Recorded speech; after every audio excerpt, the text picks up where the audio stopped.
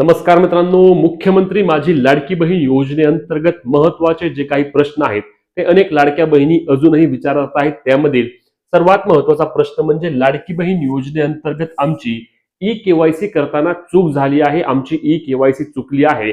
आता आम्ही ती एडिट कशी करू? आम्हाला योजनेचे पैसे तर मिळतील ना?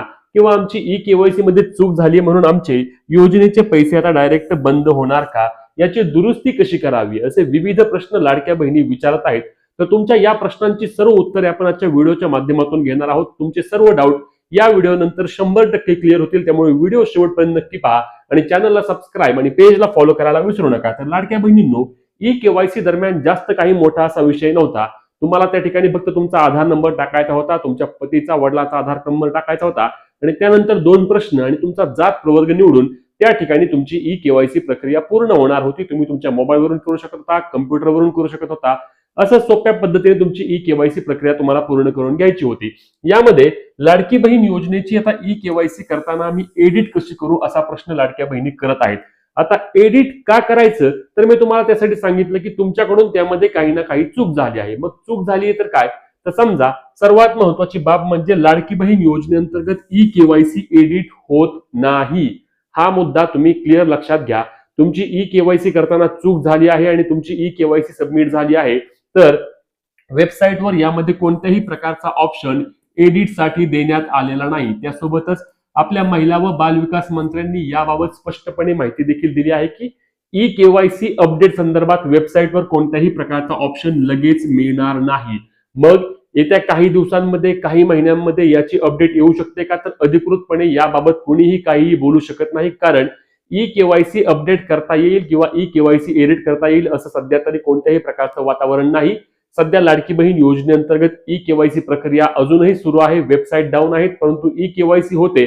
मात्र ई-केवायसी एडिट करण्यासाठी कोणत्याही प्रकारचा ऑप्शन नाही. मध्ये काही महिलांनी मला, लाडक्या बहिणींनी या संदर्भात मेसेज केला होता की आम्हाला काही जणांनी आमच्याकडे पैसे मागितले की तुमची ई-केवायसी आम्ही एडिट करून देतो, आमच्याकडे तुम्ही पैसे जमा करा, आम्ही तुमची ई-केवायसी योग्य पद्धतीने एडिट करतो, आमचे महाई सेवा केंद्र आहे किंवा आमचं कुठलं सरकार केंद्र आहे. तर लक्षात घ्या, अशा अफवांना अजिबात बळी पडू नका. ई-केवायसी तुमची कुठे जरी गेला तरी एडिट होत नाही. अजून तरी याबाबतचा कोणताही ऑप्शन सरकारच्या द्वारे आणला गेला नाही. ऑप्शन जर आला तर 100% तुम्हाला सर्वात आधी आपल्या चॅनलवर आणि आपल्या पेजवर माहिती मिळेल. त्यामुळे अफवांवर विश्वास ठेवू नका. त्यानंतर ई-केवायसी एडिट करायची, मग एडिट नक्की काय करायचंय यामध्ये तुम्हाला जास्त काही विषयच नव्हता. आता अनेक लाडक्या बहिणींचं मत आहे की जे 2 प्रश्न होते, जे 2 प्रश्न म्हणजे कोणता प्रश्न होता, तर पहिला प्रश्न असा होता की तुमच्या कुटुंबामध्ये कोणीही सरकारी नोकरी किंवा निम सरकारी नोकरी किंवा पेन्शनदार योजना आणि पेन्शनचा लाभ घेत नाहीत का असं स्पष्टपणे त्यामध्ये लिहिलं होतं आणि म्हणून तुम्हाला त्या ठिकाणी होय असा पर्याय निवडायचा होता. काय निवडायचा होता? होय. आणि दुसरा खाली काय मुद्दा होता, तर दुसरा प्रश्न असा होता की तुमचे लाडकी बहीण योजनेअंतर्गत तुमच्या कुटुंबामध्ये एक विवाहित आणि एक अविवाहित अशा 2च महिला लाभ घेतात का? तर या ठिकाणी देखील तुमचा पर्याय हा होय यायला हवा होता. दोनही ठिकाणी होय होय असा जर तुम्ही ई-केवायसी करताना पर्याय निवडले असतील तर तुम्हाला काहीच एडिट करण्याची आवश्यकता नाही. तुमची ई-केवायसी योग्य पद्धतीने पूर्ण झाली आहे. परंतु जर त्या ठिकाणी तुम्ही नाही निवडलं, समजा एखाद्या प्रश्नाचं तुम्ही उत्तर नाही असं निवडलंय, तर याचा अर्थ काय होतो की तुमच्या कुटुंबामध्ये कोणीतरी एक तर नोकरदार आहे किंवा पेन्शन घेतय, किंवा तुमच्या कुटुंबामध्ये दुसऱ्या प्रश्नाला जर तुम्ही होय म्हटलं असाल तर तुमच्या कुटुंबामध्ये एक विवाहित आणि एक अविवाहित पेक्षा जास्त महिला योजनेचा लाभ घेत आहेत. आणि सरकारने जर आहे अशीच माहिती जर तुमची त्या ठिकाणी ई-केवायसी केल्याप्रमाणेची जी माहिती असणार आहे, तीच माहिती जर सरकारने तुमची ग्राह्य धरली आणि एडिटचा ऑप्शन जर आला नाही, तर मात्र ज्या लाडक्या बहिणींची ई-केवायसी करताना प्रश्नांचे उत्तर चुकलं आहे त्या लाडक्या बहिणींना कदाचित यापुढे लाभापासून वंचित देखील राहावे लागू शकते. म्हणून सरकारकडे आम्ही याबाबतची 100% मागणी करतोय की लाडकी बहीण योजनेअंतर्गत ज्यांच्याकडून चुकून ई-केवायसी करताना काही चुका झाल्या आहेत त्यांना कृपया करून तुम्ही एडिटचा ऑप्शन त्या ठिकाणी उपलब्ध करून द्या.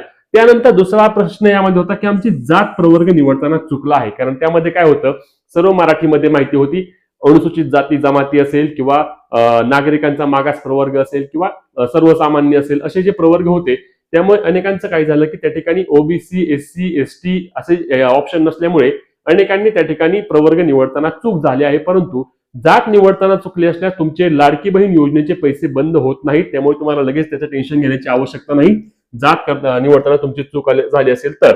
त्यानंतर अजून एक महत्वाचा प्रश्न होता की जो सर्वांना लागू होत नाही, परंतु काही महिलांना मात्र तो प्रश्न नक्कीच लागू होतो. त्यामध्ये की काय झालं होतं की आपल्याला माहिती आहे की लाडकी बहीण योजनेअंतर्गत अशा अनेक महिला होत्या की ज्यांना पती नाहीयेत आणि वडील नाहीयेत. आणि मग मध्ये एका न्यूज पेपरला बातमी आली, एक कटआउट आलं आणि त्यामध्ये सांगितलं की नातेवाईकांचे तुम्ही त्या ठिकाणी आधार कार्ड वापरून तुमची ई-केवायसी प्रक्रिया पूर्ण करून घ्या. आणि यामुळे अनेक लाडक्या बहिणींनी काय केलं, त्या ठिकाणी आपला चुलत भाऊ असेल, मामा असेल, मामी असेल, आई असेल, मुलगा असेल, असे कोणाचेही त्या ठिकाणी आधार कार्ड वापरले आणि आपली ई-केवायसी प्रक्रिया त्या ठिकाणी पूर्ण करून घेतली.